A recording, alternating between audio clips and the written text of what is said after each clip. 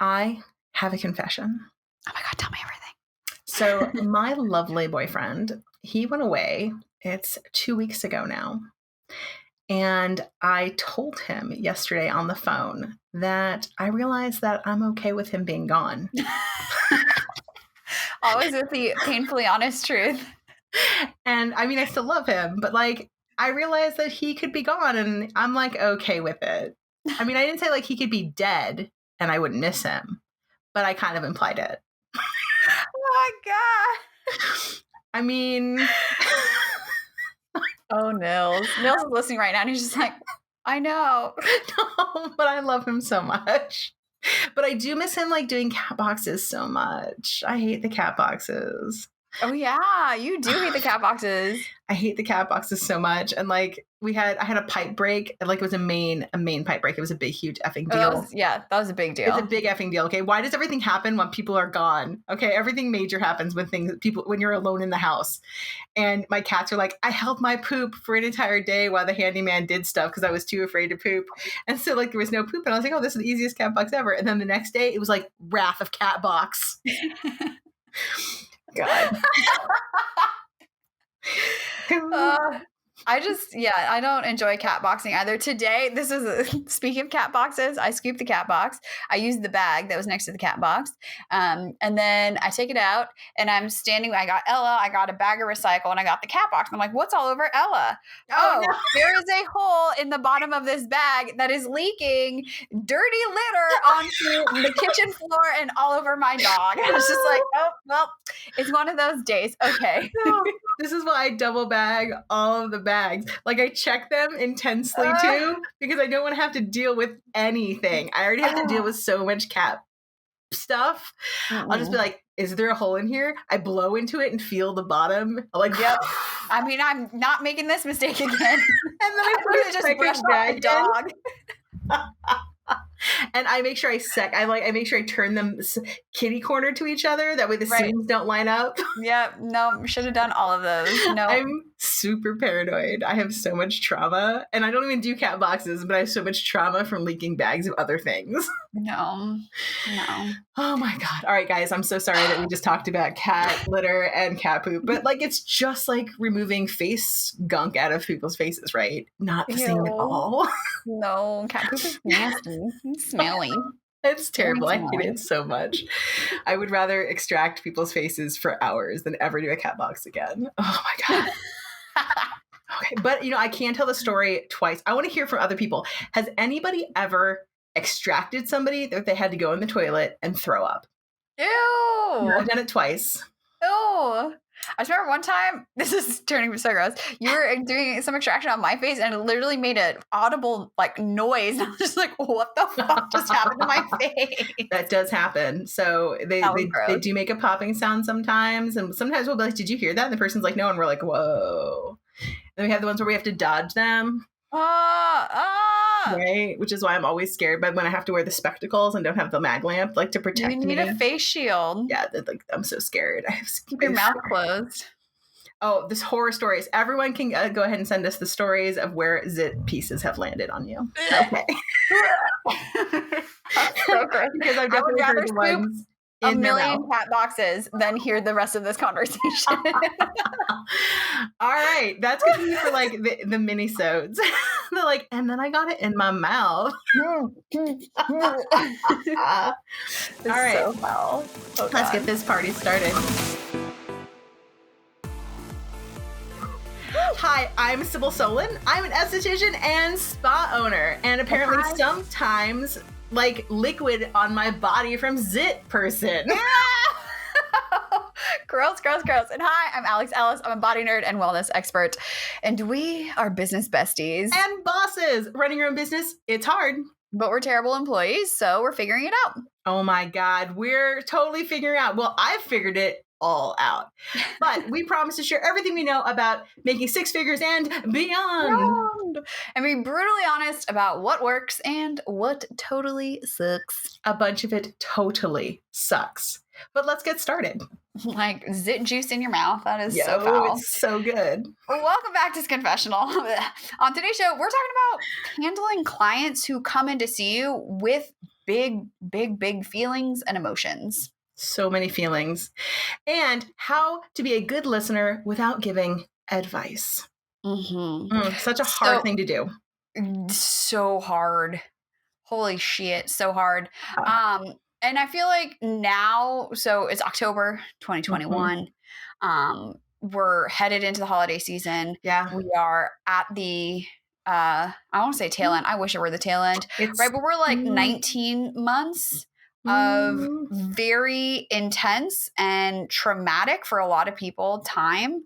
From all fronts, whether it's business fronts, whether it's personal fronts, family fronts. It's been hard. It keeps getting harder. And now we have a holiday season that feels like it could be normal-ish, but it's not normal. And we're like trying to pretend like we can do all the things, but really you found out in the pandemic you don't like doing any of the things. And so there's a lot of conflict happening right now. There's so much going on right now. So I have a story. Alex usually gets to start with the stories, but I have a story. So I have an event that I paid a lot of money for in 2019. And this event got pushed to 2020. And then it got pushed again to 2021 because of the pandemic. And they were just like, hi, we're not refunding this lots and lots of money. You just have to go or not go. Tough titties. And pretty much is what they said. I was like, wow, this is the worst customer service ever. You won't like do any kind of refund. They're like, no, we have a zero refund policy. And when I say a lot of money, I'm talking like $4,500 for this like event.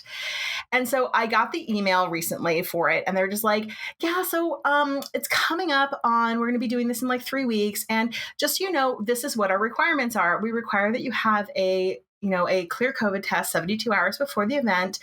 And we also are requesting, now mind you, I'm going to clarify that we are sharing a room with somebody and a bed with someone. Oh, wow. Okay. This is important to understand. We are requesting that people please be vaccinated. But you don't have to be. Yeah. And I'm like, what the fuck now? And they're like, and if you would like to room with somebody who's vaccinated, that's fine. We ourselves are not requiring anybody to be vaccinated, but we are requesting it. Also, the event itself, we're not requiring you to wear a mask, but if you want to, you can.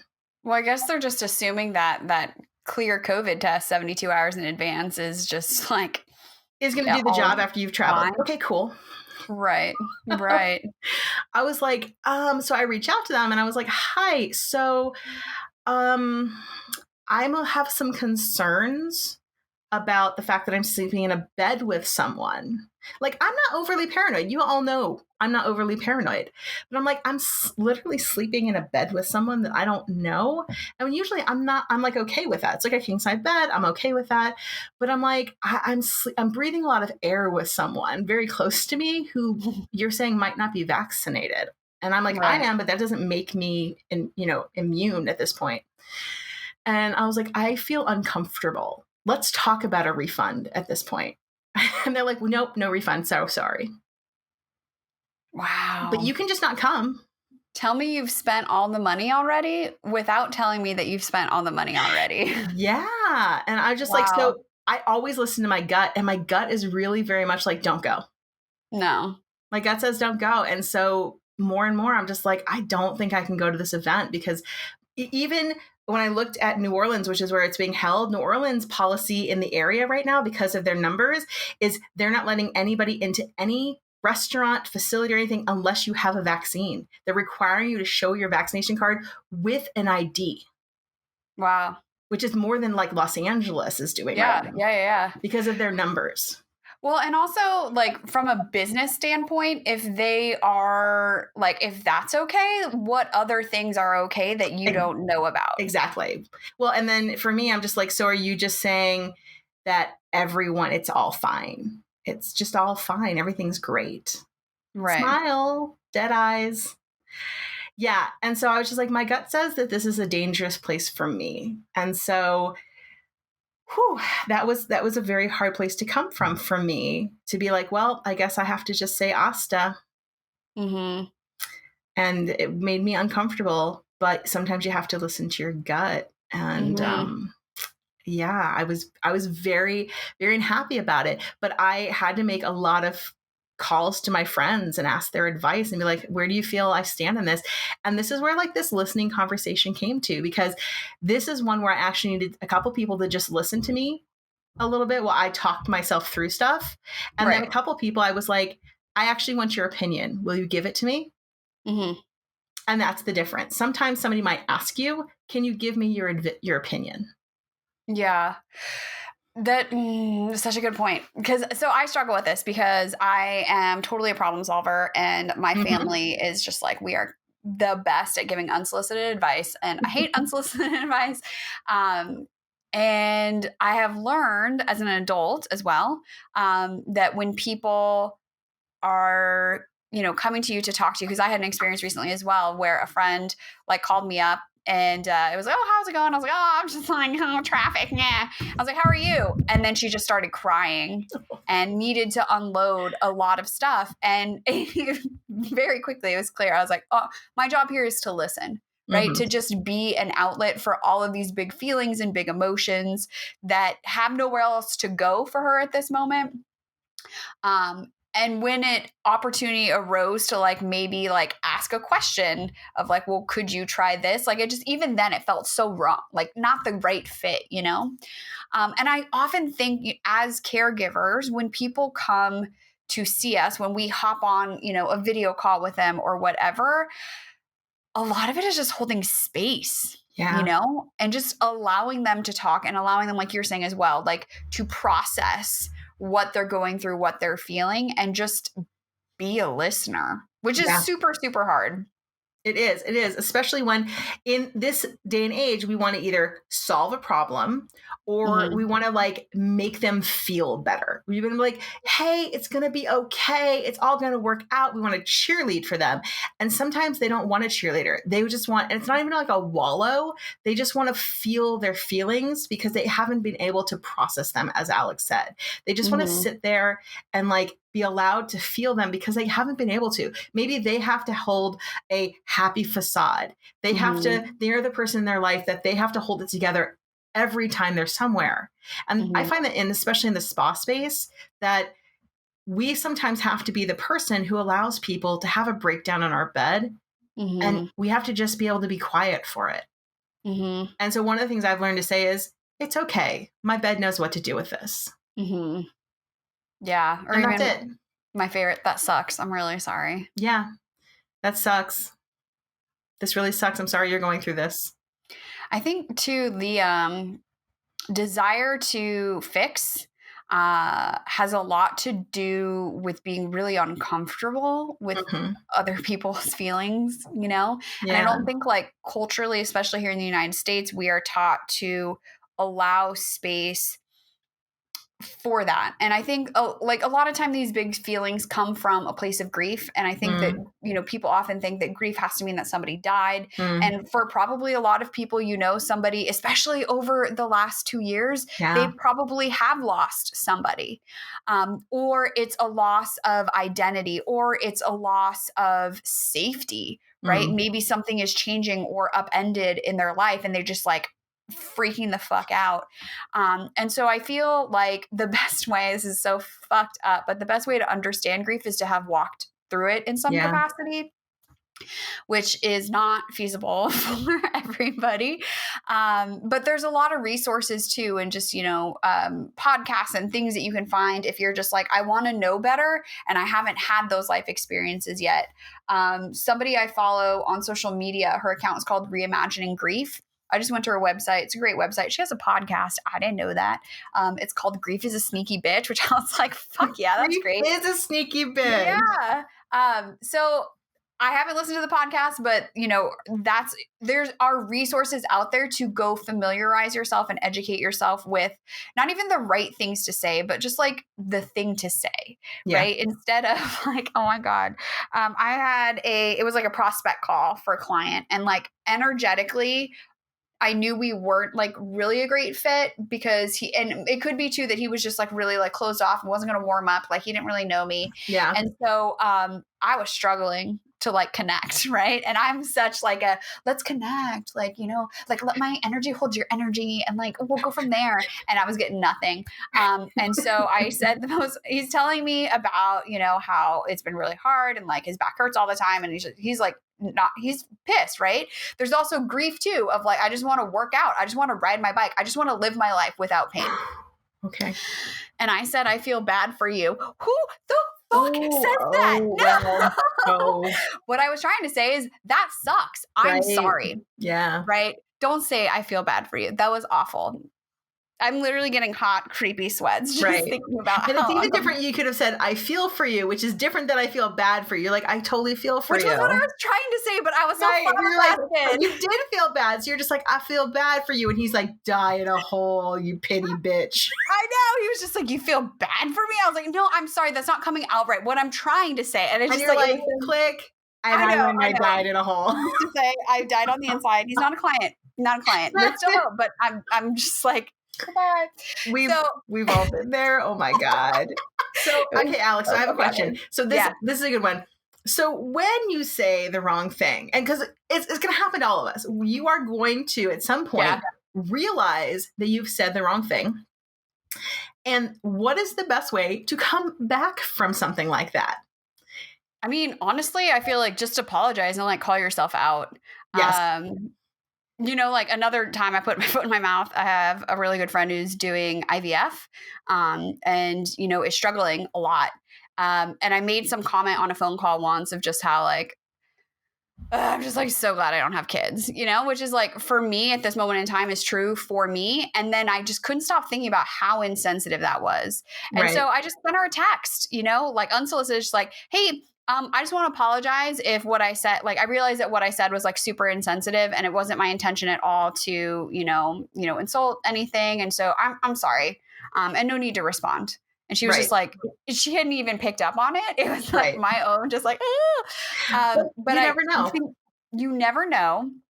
And also, I think by just saying like I did on this call with this dude, I'm so sorry. Like, that's not what I meant, what I'm trying to say. And I'm sorry. I'm like, I'm really being awkward right now. I know. And then also just like, stop talking. Right. So even more even more than saying that that's not what I'm trying to say. Yeah. Even better than that. And it's hard because you're like, I know I fucked up. Yeah. Backpedaling is one of the worst things to do. Mm-hmm. One of the best things to do is to be like, you know what? I clearly am saying the wrong thing. I apologize.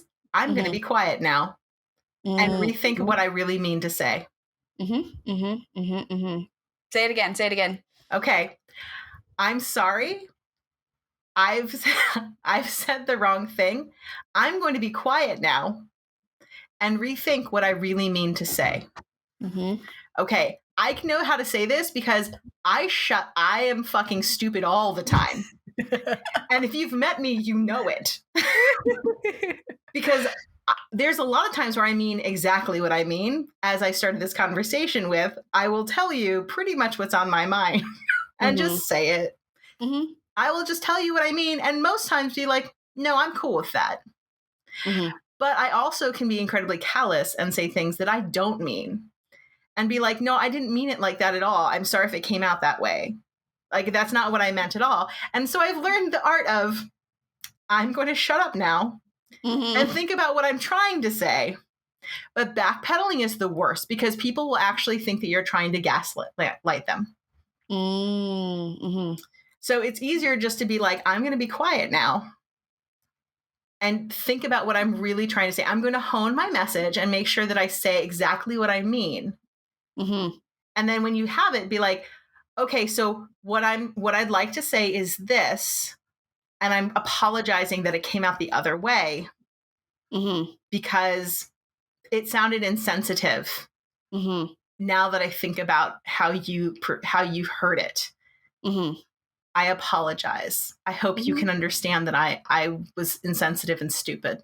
Yeah, and I literally call myself insensitive and stupid. And if like we hadn't been giving advice in the first place and just listening, exactly, it never would have happened. Exactly. I mean, I definitely have had clients, and I always appreciate a client who calls me out on something because so many clients will just quietly listen to you and then never say anything and never see you again. So Mm-hmm. I've always appreciated the client who drops me an email and is like, hey, Sybil, I just wanted to say that what you said, made hurt my feelings, or it made me think of this and I didn't ever expect you to think that. And I'll be like, holy shit, that's not what I meant at all. Thank you for the opportunity for letting me do that. Or I appreciate that you feel that this makes you hurt your feelings. I didn't know it would be taken like that. I will make sure I change how my behavior and don't ever do that again. Yeah. But what about like, there's putting your foot in your mouth and like saying the awkward wrong thing. Mm-hmm. Been there, done that. But what about like as clients come in and like maybe they just had like a really difficult conversation like with their family, or like fight with the family, worried about money, like whatever it might be. I feel like this time of year especially like really brings stuff up. So like how do you deal with that when someone walks in and you're like, how are you? And then they just start crying? So in general with those, and this has been one of my hardest, is I have learned to just let them be their person and just be like, I'm so sorry that you're dealing with this. This really sounds terrible. I hope that you feel better. And then I'm just quiet. Mm-hmm. And it's really hard. It's really hard because, they, unless they specifically ask me for anything, Right. I tell them nothing. Mm-hmm. And it is really hard because there's so many times where I just want to be like, Alex, you've been with me a long time. Mm-hmm. You know for a fact that I've sat listening to you many times and just been quiet. Yeah. There's sometimes that I'll release a little kernel of something, be like, well, remember that you're pretty awesome. And I will remind you. And so sometimes I'll do that. I'll be like, I just want to remind you that you're pretty awesome as you are. And I think that you're amazing. Mm-hmm. And that's the best I'll do. I'll just remind them that I think that they're amazing. Because sometimes a pep talk. Yeah, people forget. And just from my perspective, not be like, well, they should be treating you like this. My perspective, it's mine. Mm-hmm. You can't fight in my perspective. Mm-mm. No, and it's actually super, super true. I've even thanked you for this as well, because there's been so many, and I realize in hindsight, like, the things that I've walked through that you have wisdom and experience in them as well. And it was just so, I was able to hear and learn and experience my own journey with a kernel of truth that you delivered at the right time when I was ready to hear it, versus you trying to tell me what to do. And Right. so I think, that's what people really want. Like, we just need someone to talk to, because everybody else is talking over one another. Like, I mean, that's fucking what social media is, right? It's just like talking over one another. And so to have a place where you feel like you can talk to someone, and that they're just going to listen. Right. And that you're not paying them because you're not your therapist. But like, that's important. And sometimes people do, they just need that outlet. It's true. And it is important to remember that we are not ready to hear or receive until we're ready to hear and receive. Mm-hmm. But mm-hmm. I always feel like our lizard brain picks it up. So the more that you say it, and this is how propaganda works, the more that you say it, the more that they hear it. So that's why every time, somebody comes in, I always finish with, you're amazing, you look beautiful, you're wonderful. Mm-hmm. And they'll be like, whatever. And I'm like, I need you to hear it. You're amazing. You're amazing. I think you're wonderful and beautiful. And I don't let them argue with me. Mm-hmm. And so you need to, as practitioners, figure out how you boost your clientele. Mm-hmm. And you just keep that line. You keep that line and you keep it hard. And so when they come in and they are feeling down and you listen and you hold that space, you know that you put that kernel out there and you put that nugget and you just hold that line, you hold that message and you keep it strong. Mm-hmm. And that's it. Yeah. Sometimes too, what I'll do is like find, especially if it's like in a coaching situation where they're telling me what's going on and they're talking about something, is to find the thing that, even if it's like super small, that like accomplishment that they have done. Right. Their win. Yeah, their win. And like, you're killing it at this. And I know that doesn't feel like a lot, but like, that's really hard and you're doing it. And I'm so proud of you for that. Because I think that, you know, too, we get super lost in the weeds of like the big picture and miss out on like, I'm just so glad that you showed up today. I'm really glad that you're here and that we were able to have this time together. You know, it doesn't have And to be we big. just did a whole episode about how, you know, we forget what our worth is, and we can think about all the negatives, but we don't really, it's so hard for us to remember those positives. It's so hard to remember those positives. So it's good to keep those positives for other people. It's good to like remind them and reinforce them. So, family times are some of the hardest times. Holidays are hard. They can be dark. It's gloomier. It gets darker. People's serotonin levels drop. Their dopamine is less. You know, they're not getting as much sleep, you know, because daylight saving times comes back around. It's the worst. It is the worst. I'm really not looking forward to that. Yeah, it can be hard. So we try to keep it boosted. Remember, we try to do all the things, keep it positive for people, but at the same time, don't be overly positive when they're down. Don't be like, no, it's all going to be great. Don't be that person. Yeah. Toxic positivity. Alex taught me that phrase years ago. Toxic positivity. I'm like, what the hell is that? But that sounds terrible. I know. I do think I'm like thinking too of the times where people have expressed, you know, like disdain for toxic positivity, but I'm going to stand behind what I said as well of like understanding grief better. And even if you're like, no, I fucking know grief. Just having some tools too, if you feel like, you know, you put your foot in your mouth or you don't know what to say, you don't know how to hold space for people. It's just about being empathetic. Right. And like, even as an empathetic person, that doesn't mean that you, and it's not like to say the right thing. There's no right thing. There's the wrong thing. No, there's no right thing. Just say something. Because I think too that people, when they are having a hard time, because culturally we are so like afraid of big feelings, that people will just avoid them entirely. And like, that's even more lonely than just having your big feelings. That is true. That is true. Yeah. I remember when I had cancer, that one of the hardest things was just dealing with other people's emotions around it. And it's always hard. It's the same thing with death, dealing with other people's emotions around it. You're just like, I just need, it's exhausting. It can be really exhausting. You know, other people are like, how are you? How's it going? And you're like, can we just talk about something else? Because I can't talk about that. Or like my other least favorite is I just don't know how you're doing at all. And I'm just like, me neither, but I don't really have a choice or I would be drowning. Right? So I am just doing it because that's it, or I'm killing myself. So it's either be here or not be here. Right. So my favorite. That sucks. I'm really sorry. Right. It's hard. Right. And then the last thing I'll leave for people is to remember kindness. So one of the things I do, if I do know I have a person like that on my bed who has struggled, an act of kindness can make a huge difference. So a lot of times, I guess I've talked about it before, I keep a box of cards, and a client like that will leave and I will immediately write them a card just being like, hey, you know, I'm thinking about you. And it'll be one of my like hug cards, or like, you're the best. You're awesome, awesome, awesome. Something like that. Like, just like, hey, I think you're doing amazing.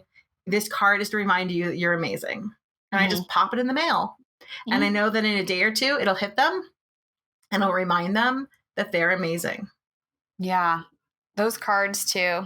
Thanks for the reminder. I got a card to send. I mean, it's just that to know that someone's, that somebody is thinking of you, you know? It's these little gestures. Like, it doesn't have to be huge. It doesn't have to be a big deal. It just, somebody wants to know that like somebody else is thinking about them when they're having a hard time. Yeah. Especially because I think so many of these hard times feel like a burden, right? You're carrying a ton on your shoulders. So to have someone else noticing like, hey, I see you and you're doing a great job. Like, that's huge. Yeah, absolutely.